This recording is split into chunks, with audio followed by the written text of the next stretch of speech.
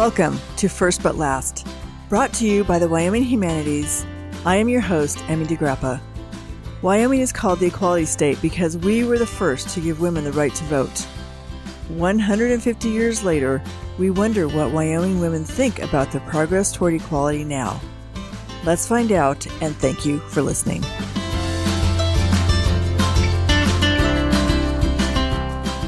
Today, we are talking to Jessica Bolerjack. Jessica is a Wyoming native, Wyoming cowgirl, and works as a land representative for an oil and gas company, Crestwood Midstream Partners LP in Douglas, Wyoming. Welcome, Jessica. Hi, thanks for having me. So it was interesting just kind of getting to know you when we talked earlier and learning that you really grew up all over Wyoming. How did that happen? Yeah, so it's kind of a funny story. My mom and dad were in the area around Jackson, and I was actually born in Jackson. And then when I was only a couple months old, we ended up moving to Southern California.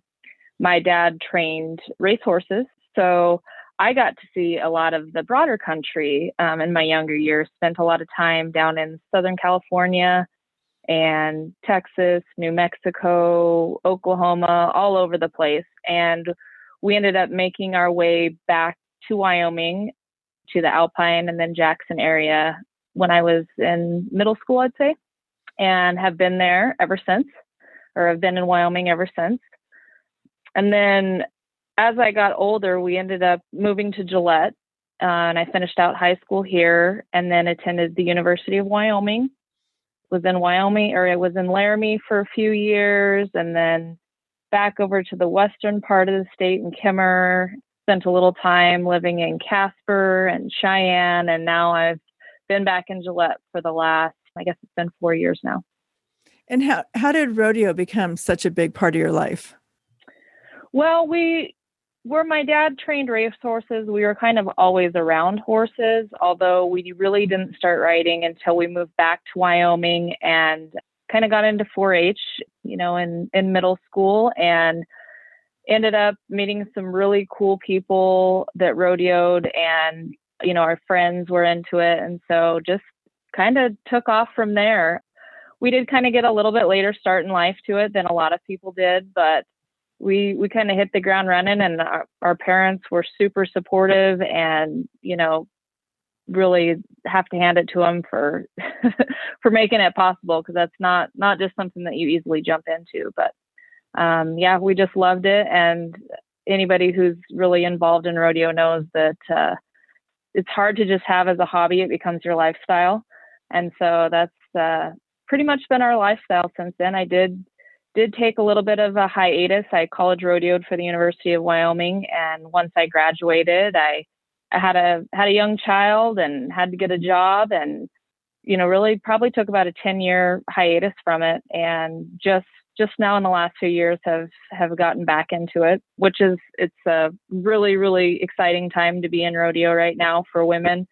Anybody who's not familiar, we have an event called Breakaway roping that just got added to kind of the professional ranks and just got included in the national finals of National Finals Rodeo. So that's just a really, really cool deal for, young girls coming up in the sport. It gives them something to look forward to, and, a bigger goal to aim towards to continue their rodeo career after, high school and college. So pretty cool time for women in rodeo right now. Well, horses, like you said, your dad trained racehorses. So horses were always a part of your life, but not rodeo. So what does it mean when you have a rodeo lifestyle? What is that like? Does that mean that you're always training, you're always on the back of a horse, you have horses, you live at the rodeo grounds? What does that look like? I think it's different for everybody. There's one great thing about kind of rodeoing and horses is you can do as much as or as little as you want as far as how much you go and participate. But as you know, horses, they need fed and watered and taken care of daily. So, and with that, you either have to find a place to board them, you have to have land. So I would say it's different for everybody. For us right now, working full time, I try to ride a couple times a week. My oldest son, he's he's on the rodeo team at Central Wyoming College. So, he's riding every day when he's home. So, and of course it's all weather dependent. We do live in Wyoming. So this year has been extremely different. We were able to ride outside until the beginning of February. So that was really, really nice. But yeah, it's, whatever you can do if you want to. Living in Gillette it's a great opportunity. And it's one of the reasons we moved over here when we were in high school. There's a ton of rodeo roping type of things to, participate in, a lot of indoor facilities that make it a lot easier to do rodeo type of things in the winter. So does the whole family rodeo? No, my dad roped for a little bit. He hasn't been into it much anymore. My brother does rope. My sister ranches over in Sturgis. She doesn't do much of the rodeo anymore. And then my oldest son, college rodeos. My younger two children are just kind of getting into it. They're, it's kind of just a fun pastime for them. They're not too serious yet, which I'm all right with. So we all kind of dabble in little parts of it. Well, so when you went to University of Wyoming, what did you get your degree in? Well, I ended up getting a degree in communication. I minored in economics. And that was quite the path to get there. I, started out thinking I wanted to be a lawyer and then went to accounting and then ended up in communication. And shortly after I graduated, I worked for about a year in Cheyenne doing public relations and marketing. And I decided that I wanted to be a petroleum engineer. So I went back to college and actually only ended up going for about 2.5 years towards that. It was a very rigorous program, just too many years in college, and turns out they don't pay you to go to college. So I had to get a real job and go on with that. And it's funny how it's worked out with the work I'm doing now. It's kind of a culmination of all of the little things I was interested in as a youth. So in my job right now as a landman, I work a lot with legal contracts, but our landowners are the ranchers around here. So most of them I know through rodeo and being in kind of the Western way of life. So I think I kind of found my spot with all of my interests that I have. And what exactly does it mean to be a land representative for midstream? Okay, so for those that aren't real familiar with how different oil and gas companies work, a midstream company are the companies that construct and maintain the pipelines that carry the oil, gas, water, what have you, from the pads to production facilities, or, they transport. So for myself, what I do is I secure right-of-way easements across lands to build these pipelines or facilities, whatever we need. So I work hand in hand with our construction crew and our legal team and operations personnel and the ranchers or landowners that we deal with. And, and that's not just when we build things, that's the life of the facility, making sure that we're being responsible, stewards of their land. And yeah, it's been, can't say enough good things about the company that I'm with. Our values really align. They treat, everybody, great management team, they're our neighbors too, because we live here, treat them with the utmost respect, are very good about being proactive and, trying to create a sustainable company. Well, what is it like working as a female in the oil and gas industry? I wouldn't say it's a piece of cake all the time, but I think that's with anything. I think I've always been in fields that are predominantly male dominated.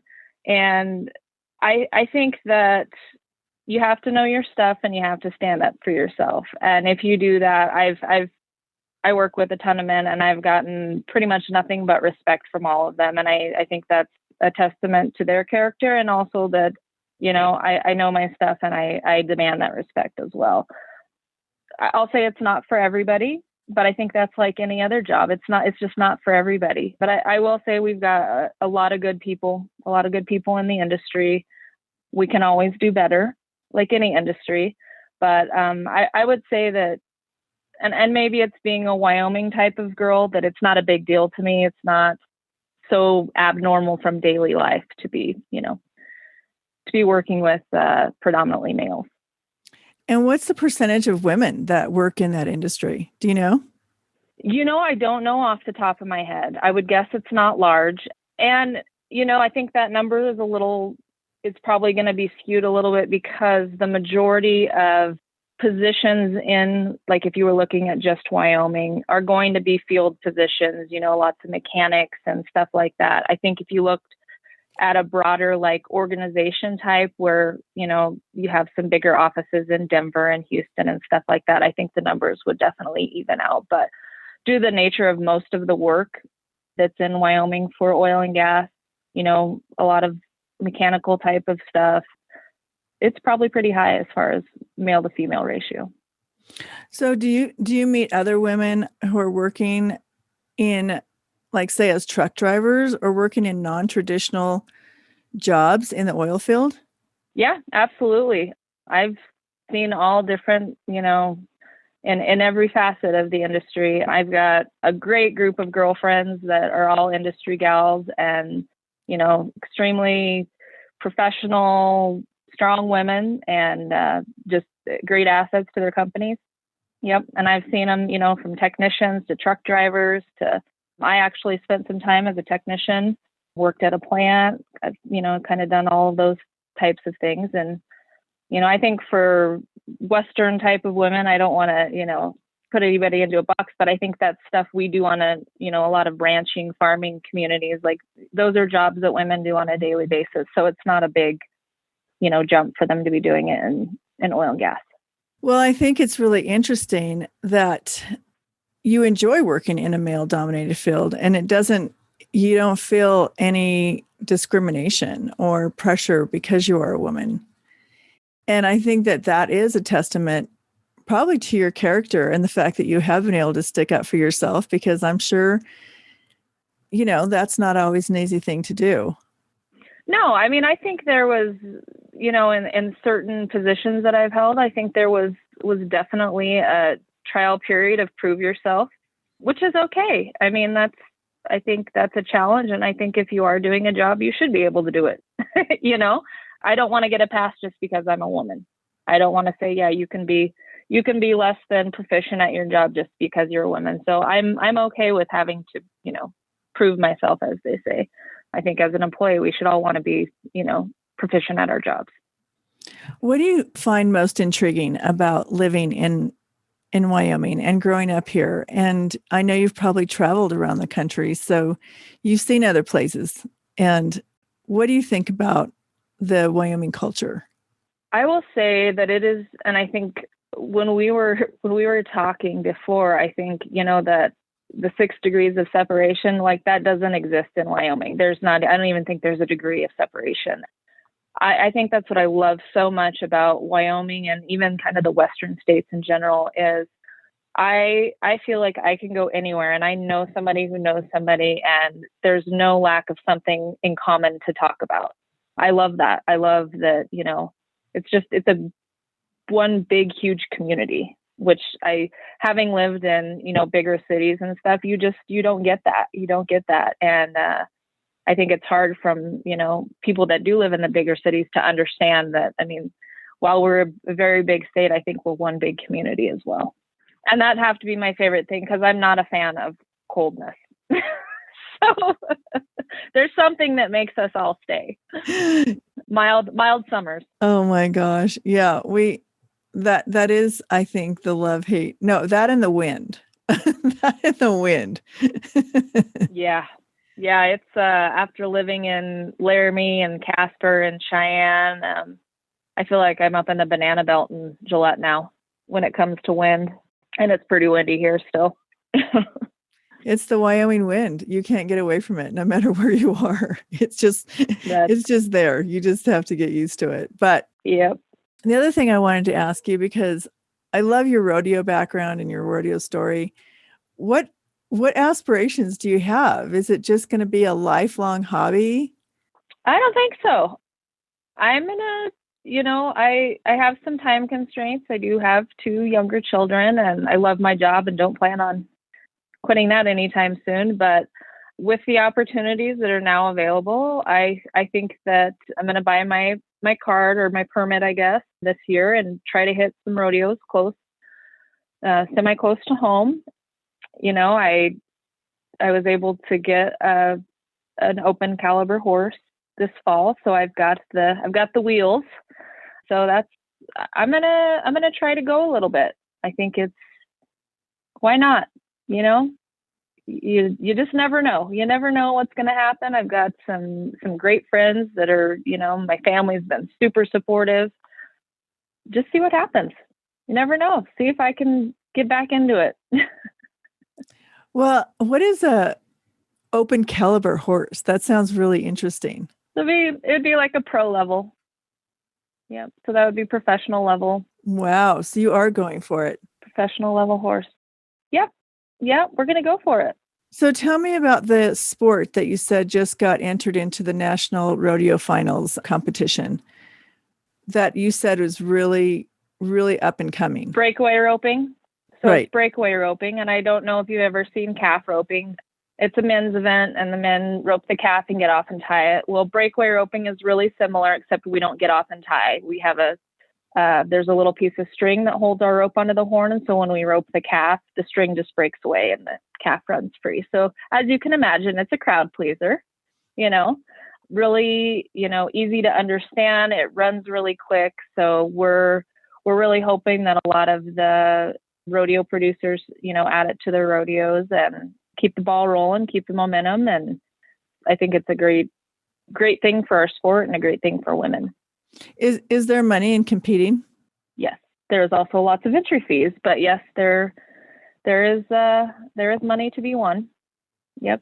I think they've done the PRCA, which is, and the WPRA, so it's Professional Rodeo Cowboys Association and the Women's Professional Rodeo Association, do a really good job at getting sponsorships and such. So yeah, so it kind of depends on where you go. Each town that puts on a rodeo has different money added, and you know, they can choose if they choose if they include breakaway or not. And so yeah, we're just trying to, right now we're just kind of at the stage where we just all show up and, you know, try to build a fan base. I think that's a big part of it, so that people are asking for it. And yeah, we'll see how it goes. It's definitely, it's gained a lot of momentum in the last, you know, 3 years. There's been a lot of gals that have been doing this for a long time that have been extremely just great stewards of the sport, great spokespeople,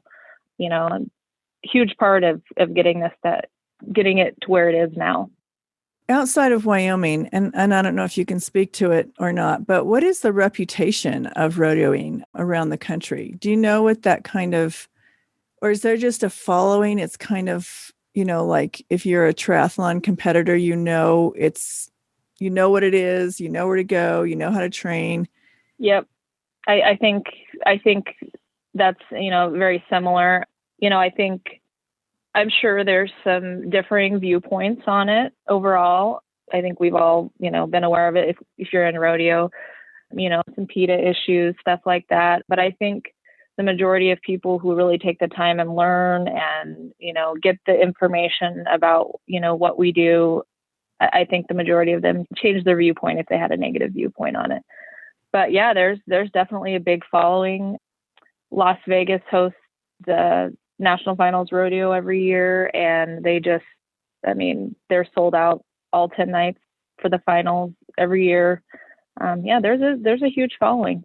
They just started a couple networks, the Cowboy Channel, and then RFD TV does a lot, where they're broadcasting a lot more rodeos. So I think that's marketing wise, that's been really good to be able to allow people to, you know, view a lot of the rodeos that weren't previously televised.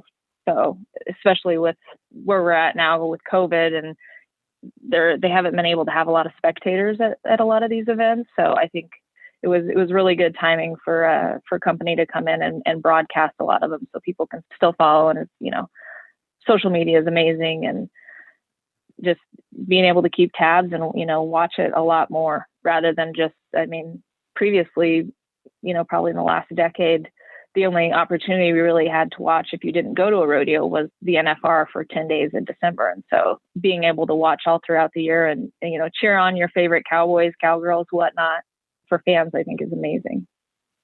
Well, I have one last question, because this is the other thing that's pretty hot on the presses right now. Mm-hmm. And that what is the reputation, or how does the oil and gas industry look at itself right now in terms of, what is being said about energy production? Well, I don't want to speak for a, company or, anything, but I think personally, I think in the media and maybe by politicians, things are really oversimplified or not really understood.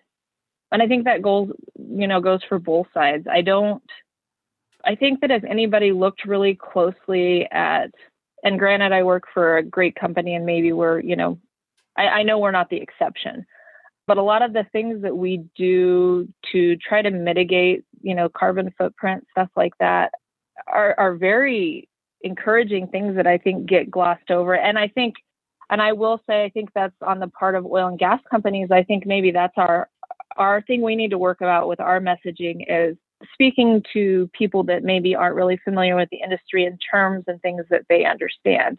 I think we're really quick to just say, here's facts, here's facts, here's facts. Well, sometimes that doesn't compute to the layperson, but, for midstream companies like what I do, we're the safest form of transportation for oil and gas. We get it so that they don't have to flare, and I know flaring's been a hot topic, so that the producers don't have to flare gas.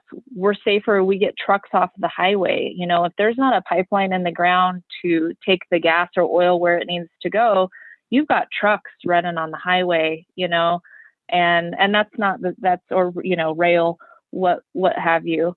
So we're the safest form of transportation for that. And, as far as the carbon footprint, we reduce that. If we're not flaring, if we can get a gas into the pipeline and not release it into the atmosphere, that's good for everybody. And I think I know we've got the enhanced recovery unit, and I apologize, I don't know a lot about it up here. Big, lots of research going on. I think that the oil and gas industry has just loads and loads of talented people. And I think that the industry should be working with, the legislative branch to solve some of these issues that we find. Because I think oil and gas has a lot of the talent that, whether it be to, transitioning to renewable stuff like that. Like, I think it's a collective thing we need to do together. And that's what's, sad to see right now is there's a real split. And I think if we all got together and, just quit trying to be so oppositional, that some real progress could be made, if that makes any sense. Yeah, that's really, really good. Yeah, that's really good to hear, though, that it's always about the conversation. It's always about, people being able to have an open mind and listen and hear a different perspective. Mm-hmm. Yeah. And that's, I know that what we call like an ESG sustainability type of thing, like that's big in our company. I think that we're going to see that, which I think we were kind of on the front end of that. Our leadership team is, they've really been on the front end of that as far as thinking about those things, environmental concerns. And I think the oil and gas industry as a whole, I've worked for quite a few different companies. I think they do care. I mean, I think we work really good at being stewards of the land and, taking care of our resources. I think we get a bad rap for it a lot of times. And, like I said, that's maybe we're not getting our, what we do good out there enough, or maybe people just don't want to hear it. I don't know. What do you think? Well, I think it's a combination. I think that the energy industry goes through webs and flows of being responsible, and then you have a big oil spill or something happens, and then people just see the bad news, because that's what is out there in the media, is the bad news. Mm-hmm. The news media isn't in the business of reporting all the good news. Right. More clicks on bad stuff. Yeah. Mm-hmm. And it's going to be really important now for the energy industry to really get the word out there of what they do that's positive for the world, the country, and the environment. Yep. And I think, speaking to Wyoming, like, I think most people in Wyoming understand. I mean, the majority of our tax money comes from oil and gas, so I know, like, in Campbell County, like, we have amazing schools and, facilities and things like that. So I think, at least regionally, I think most people understand the benefits to energy industry. But like you said, you have a couple bad actors or a couple bad spills or, something like that. And it seems like it just, we have to start over from ground zero. Yeah, I think it's going to be an ongoing thing. I think it'll be interesting to see how the next 4 years go. We just keep doing what we're doing. That's the one thing about Wyoming. We're used to the ebbs and flows of the energy market. And so that's part of the deal when you're in this industry is, that's coming. Well, thanks for sticking in there. That's great. And thank you for talking to me. Hey, thanks for having me. Enjoyed it. Thank you for listening to First But Last, brought to you by the Wyoming Humanities. Please join us again next week as we continue our conversations with women from around the state. You can also find us at thinkwy.org, where we continue the conversation on our blog about the history, journey, and the challenges of Wyoming's intrepid women living in the equality state. And if you enjoyed this episode, please subscribe to the show and leave us a review on iTunes. Thank you for listening.